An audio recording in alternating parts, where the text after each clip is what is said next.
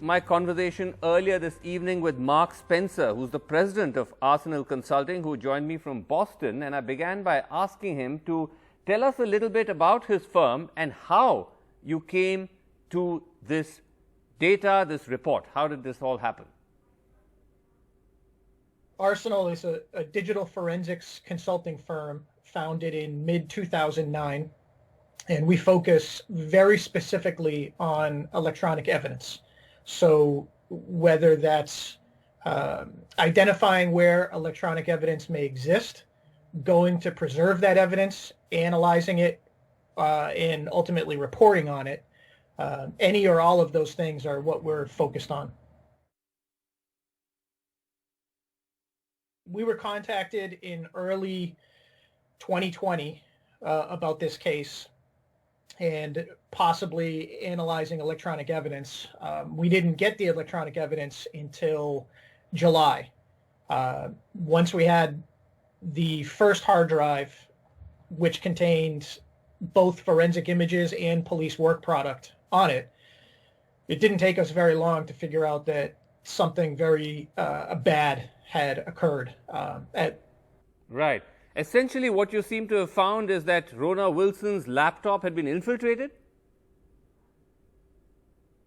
Right. So the timeline to us is fascinating. It's not something we've even heard of before. The laptop was initially compromised by NetWire, the NetWire remote access Trojan, June 13th, 2016. So the NetWire remote access Trojan is being controlled by the attacker as of that date.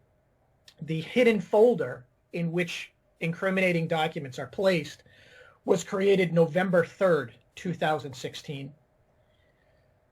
Then the final document, at least as of what we are aware of, the top 10 incriminating documents, was placed into that folder on April 6th, 2018. Right. And then the laptop is seized shortly thereafter on April 17th. So it's really the incredible time span here, not only in terms of a computer being compromised. That's not unusual for a computer to be compromised over a long period of time. But to have incriminating documents that are dropped over time onto a computer by something like the NetWire remote access Trojan, that is unprecedented. It's not something, like I said, we've heard of before. You in fact say in your report that this is the most serious case of tampering you've seen. Yes.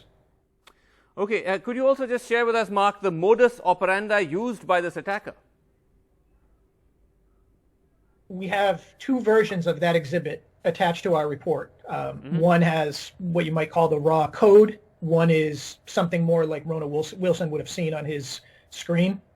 But over the course of that particular day, you can see Rona Wilson's associate make multiple attempts at getting him to open this link and get this document. And you can see the entire conversation unfold throughout the day until finally Rona Wilson says to him, okay, I was successful. I got it opened, but I can only see the header of the document. The rest is gibberish.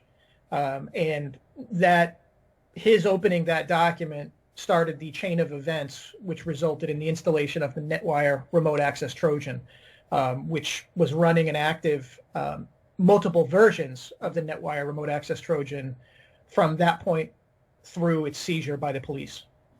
Right. And were you able to identify who this attacker was? No, we are not going to be involved in attribution at this point in any way related to the identity of the attacker. What we can say confidently is it's very obvious that the goals were surveillance. We would say very aggressive surveillance and document delivery, more specifically incriminating document delivery. Right. And the attacker had extensive time and resources. I would say emphasis on time. It's really amazing how much time the attacker spent on Rona Wilson's computer. Right. And Mark, last question to you. Would the authorities here be able to argue that this is not the original drive which they seized from Rona Wilson's laptop? They can turn around and say this could be any drive to which anything could have been done. No. There's many ways to authenticate a piece of electronic evidence. So those include both things in the more physical world, like chain of custody documents, as well as electronic information such as hash values. So we based our work off of the forensic images that were obtained by the police, and they are in the exact same condition as when the police obtained them. So that's a very straightforward thing to deal with.